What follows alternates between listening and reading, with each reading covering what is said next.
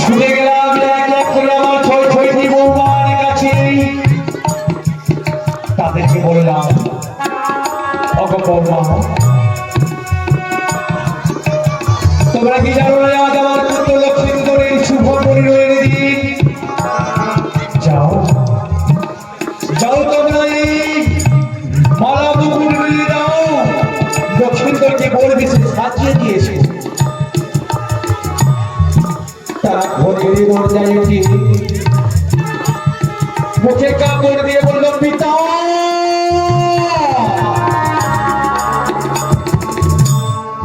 আমরা যে লক্ষ্মীন্দরকে বলবে সে সাজাতে পারবো না। আমি বললাম, ছাড়বো কেন? তোমরা লক্ষ্মীন্দরকে বলবে সে সাজাতে পারবে না? তোমরা বৌদি হলো তাকে ছোট থেকে বড় করেছ, আঙ্গুলে ধরে হাঁটতে শিখিয়েছ, কেন পারবে না তোমরা লক্ষ্মীন্দরকে বলবে সে সাজাতে?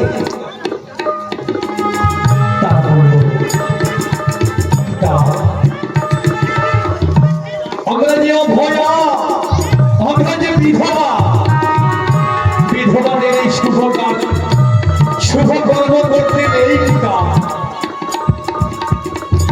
অবশেষে এই মালা মুকুট হাতে নিয়ে ছুটে গেলাম আমার সরকারের কাছে।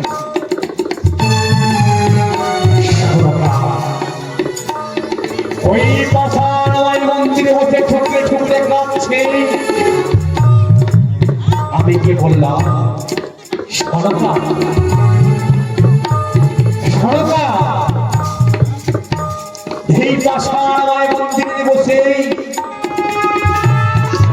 তুমি ঘরের দরজা বন্ধ করে কাঁদছো? তুমি কি জানো না আজকে যে আমাদের পুত্র শুভ পরিণয়ের দিন? যাও, তুমি লক্ষ্মীন্দরকে বলবে সে সাজিয়ে দিয়েছে। সরকারকে দেখে বলবো, ওগো স্বামী, আমি যে লক্ষ্মীন্দরকে বলবে সে সাজাতে পারবো না। আমি বললাম, কেন সরকার? যাকে তুমি 10 মাস 10 দিন গর্ভে ধারণ করেছ, কত কষ্ট করে তাকে জন্ম দিয়ে ছোট থেকে বড় করেছ, কেন পারবে না তাকে করবে সে সাজাতে? আমার সোনাটা বলল, অবশ্যই এক এক করে আমার ছোট ছোট পুত্র সন্তানকে আমি নিজ হাতে বলবে সে সাজিয়েছি।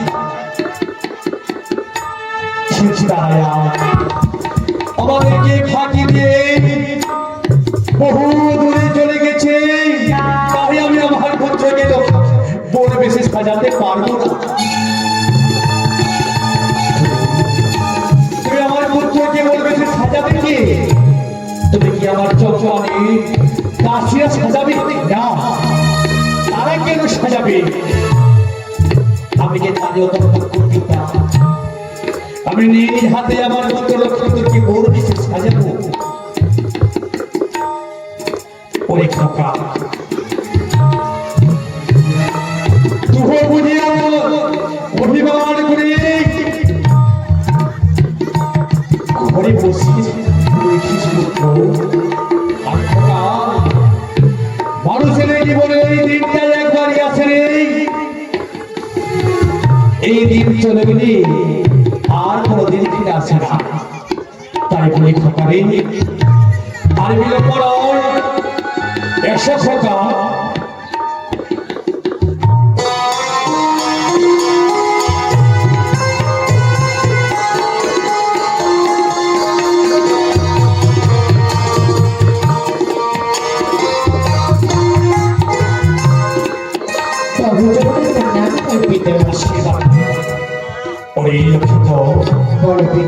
তোর স্থানে আমার করণীয়, তোর স্থান করতে জানি পিতা, তোর স্থানে তাপিত হৃদয়ে আমার এই বক্ষে পিতা।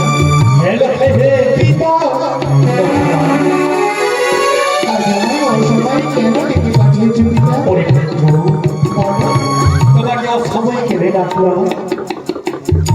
কেন পিতা জানো?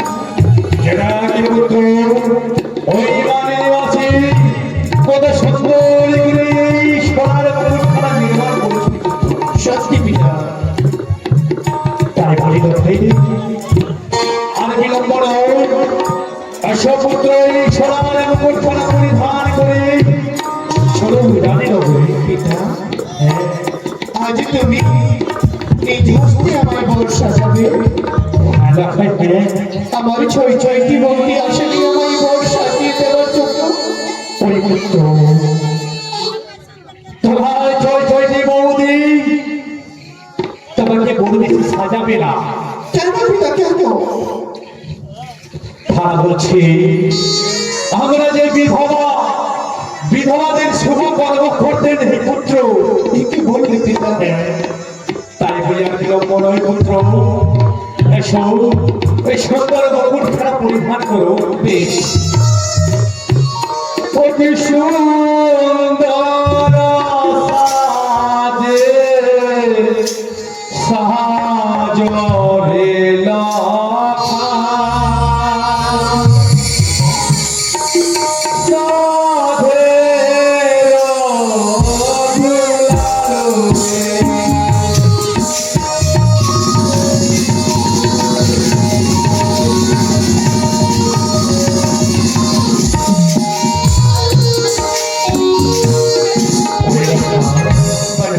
সুন্দরী সাজে তুমি সেজেছো, এইবার তোমাকে কি পড়াবো জানো? কি পড়াবে পিতা? অতি সুন্দর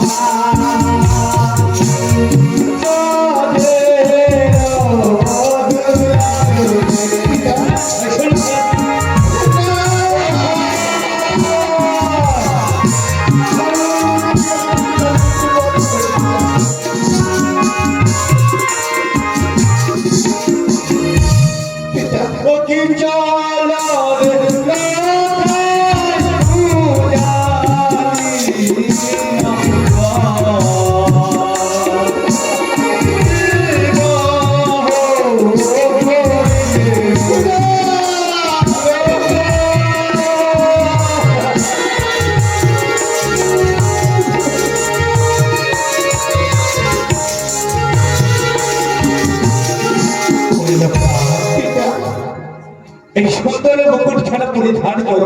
আমি যে মুকুট করে পরিধান করতে পারবো না পিতা। কেন পুত্র কেন? ও কি সুন্দর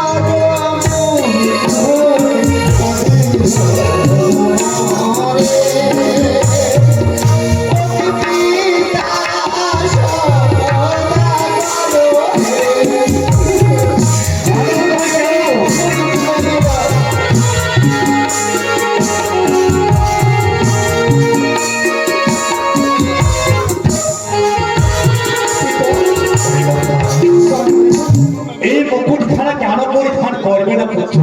ওই দেখো পিতা, ওই দেখো। ও কি মুকুটের বগলে সাজবে ছায়া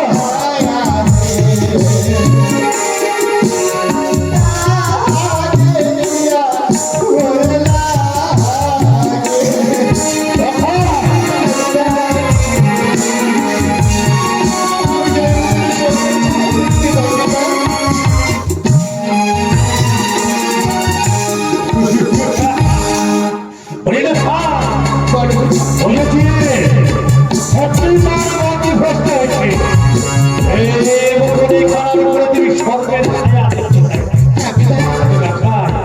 আমি তো কোথাও দেখতে পাচ্ছি না এই মুকুটের উপর সেই যে স্বর্ণের চিহ্ন রয়েছে।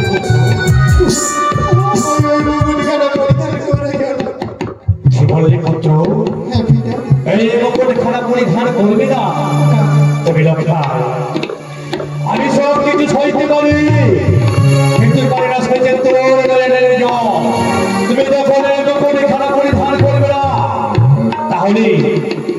তোমাকে মুকুটখানা পরিধান করাবো, তবে কি মনে পড়েছিল জানো লক্ষা? কি মনে পড়েছে পিতা? এই কথা শুনে আমার অতীতের কথা মনে পড়ে যায়। অতীতের কথা? হ্যাঁ লক্ষা, হ্যাঁ। এক এক করে যখন আমি আর ছয়টি সন্তান হারিয়েছি, এই পুত্রের ব্যথা বেদনা জ্বালা যন্ত্রণাকে ভুলতে গিয়ে আমি গিয়েছিলাম দ্বাদশ বছরে যেন দক্ষিণ ঠাকুর বানিয়েছি। সত্যি পিতা? সেখানে গিয়ে অনেক ধান রত্নায় উপার্জন হয়েছিল। যখন আমি আমার রাজ্যের উদ্দেশ্যে রওনা দেই, হঠাৎ একদিন বিধাতা বৈভব হয় ওই কালীর হেরে যাবে, তলিয়ে গেল এক এক করে যন্ত্রখানা পেরে হারিয়ে গেল আমার চোখের সামনে ৭০,০০০ মাঝি বাংলা, হারিয়ে গেল আমার পরম বন্ধু শ্রী সকলকে নিজের জীবনকে বাজি রেখে যখন আমি আমার চম্পানিতে ফিরে আসি, তখন দেখি আমার চম্পানিতে সবাই আনন্দে বিভোর। আমি কাকুশ্বরে চিৎকার করে বলি, ওগো তোমরা কি বলতে পারো আজ আমার মাথার সাথে আনন্দ? সবাই কি বললো জানো? কি বলেছে পিতা? সবাই বললো মহারাজ আপনাদের পুত্র সন্তান জন্মগ্রহণ করেছে, তাই আজ এত আনন্দ। তখন তোমাকে বক্ষে নিয়ে জড়িয়ে ধরে আমি ভুলে গেলাম আমার সমস্ত দুঃখের কথা। তখন তুমি আমার চোখের জল মুছে দিয়ে বললে, আমার হাতে হাত দিয়ে বললে, গোপিতা আজ থেকে আমি আমার ভাতৃভক্ত এবং আমার পিতার প্রতি স্মরণ নেওয়ার জন্য আমি হব চাঁদ হন্তাকারী। তুমি জানো আজ তুমি সকলকে সর্বদা থাকো ভয় পাও। সত্যি বলেছে পিতা? সেই সঙ্গ কেড়ে নিয়ে যাবো চৈচৈতি বৌদির শীতের সিঁদুর, তখনই আমি প্রতিজ্ঞা করেছি এবারে পিতা পুত্র মিলে করবো সর্বকুল ধ্বংস। কিন্তু জানি না পিতা, আজ এই মুকুটখানা দেখে কেন আমার ভয় হয়। দেখো এবার যে দেখো এই মুকুটের উপরে তুমি সর্বের কোনো ছায়া দেখতে পাচ্ছ না পিতা?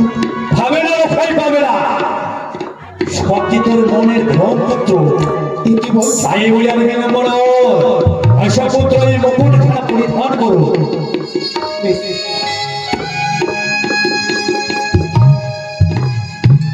ওই রক্ষা বলো পিতা?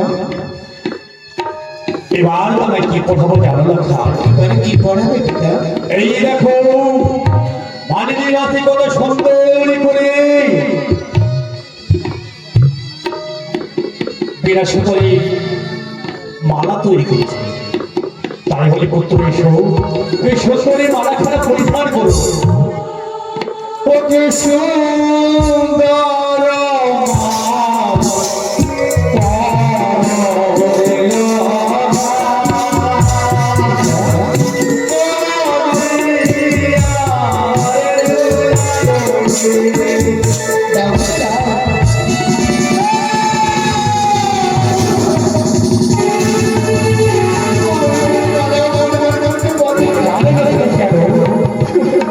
এই মালায় কি রয়েছে যে তুমি পরিধান করতে পারবে না? ওই দেখো পিতা, ওই দেখো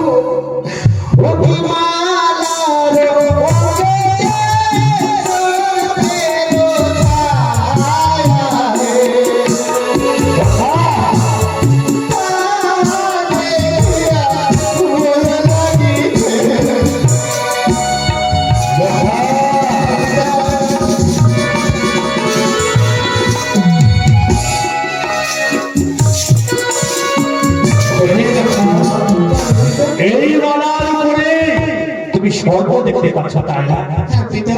এই পুত্র এবার তুমি চেয়ে দেখো এই মালার উপরে স্বর্গ দেখতে পাচ্ছ কি? তাহলে তাহলে আর সকল বাধাকে পরিত্যাগ করব।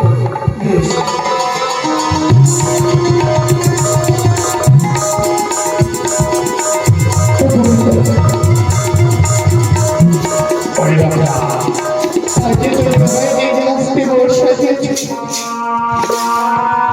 ওরে পুত্র, বল পিতা, আজ তোমাকে বড় বেশি সাজিয়ে তোমাকে কেমন লাগছে যা ভাবছো? আজ মনে হচ্ছে যেন গোলকের নারায়ণ নামা চঞ্চবাণীতে কিন্তু সে নয় রে পুত্র, সে নয়।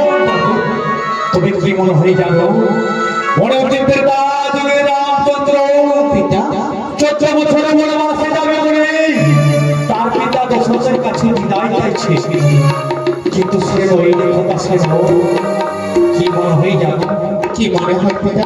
মনে হচ্ছে দাপর যুগের শ্রীকৃষ্ণ মোহন ময়ূরের হাতে নিয়ে গোচরে দাবি করে তার মা যশোদার কাছে বিদায় চাইছে, পিতা কিন্তু সেও নয় রে খোকা, সে নয়। মনে কি হচ্ছে জানো? মনে হচ্ছে কলিযুগের মহাপ্রভু সংসার থেকে হবে বলে তার বহু বিশ্বপ্রিয়ার কাছ থেকে বিদায় চাইছে, পিতা কিন্তু সে নয় রে খোকা, সে নয়।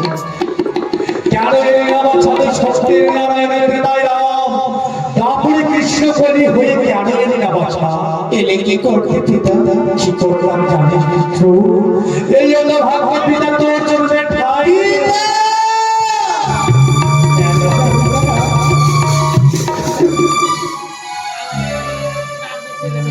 পিতা গো, বলো না আজ যে তুমি আমায় নিজ হস্তে বর্ষা চেয়েছো, হ্যাঁ পুত্র, এবারে আমায় আশীর্বাদ করো। বেশ পুত্র, আমি তোমাকে আশীর্বাদ করছি। এবার তুমি যাও, তুমি তোমার মায়ের কাছ থেকে বিদায় নিয়েছো। ও সবাই শঙ্খ বাজাও রে, চম্পকের শিরোমণি বর্ষা চাই রে, সবাই